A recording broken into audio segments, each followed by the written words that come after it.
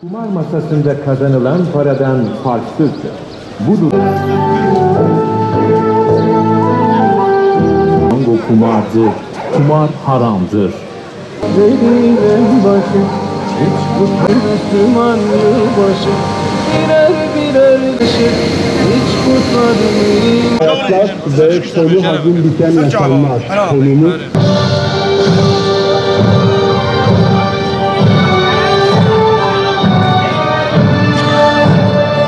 Biliyorsunuz yılbaşı yaklaşıyor ve yılbaşının yaklaşmasıyla milli olmayan piyangonun %99'u Müslüman olan bir ülkede milli piyango adı altında maalesef oynatılıyor. Büyük bir kumardır aslında. Yani milli piyangonun haram olmasının sebebi kumardan hiçbir farkı yok. Kumarla işleyiş o bakımından kumarla aynıdır. Allah-u Teala kumarı haram kılmıştır. Kumar, içki, işte falokları, dikili taşlar bunlar şeytanın iğrenç işleridir, pis işleridir.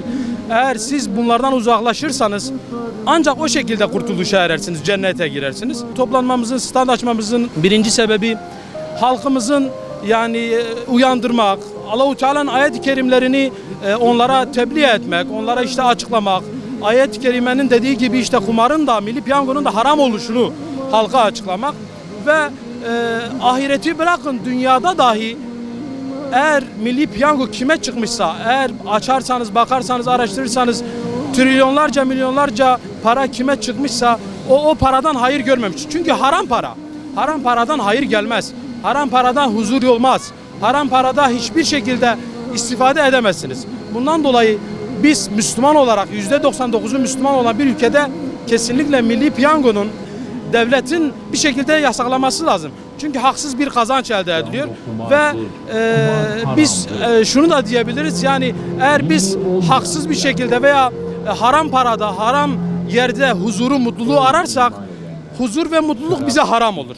Bize huzur ve mutluluğun haram olmaması için biz milli piyango oynamayalım. İçkidir, işte diğer Allah-u Teala'nın haram kıldığı gibi bu da haramdır. Hiçbir farkı yok. Milli piyangonun işte domuz eti kadar tepki vermiyor. Halbuki Allah-u Teala domuz etini de haram kılmıştır. Milli piyangoyu da veya kumarı da haram kılmıştır.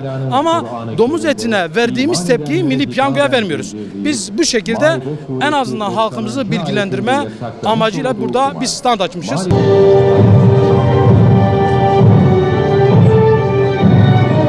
Piyango haramdır.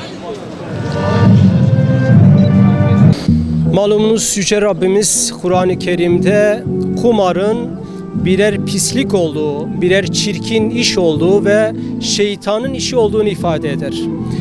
Bu minvalde halkımız, %99 Müslüman olan halkımız bu tür hassasiyeti göstermek zorundadır. İnancımız gereği, örfümüz gereği bu inancımızla birlikte bu tür meselelere karşı, özellikle kumara karşı hassasiyetlerimiz olması gerekir. Kumar sadece masa başlarında karşılıklı olarak para karşılığında oynanan oyun değildir. Kumarın her türlü şans oyunu ve yılbaşına yaklaştığımız bu günlerde özellikle milli piyango ve ona benzer olan oyunların hepsi tamamıyla haramdır ve halkımız bu konuda hassasiyet göstermesi gerekir.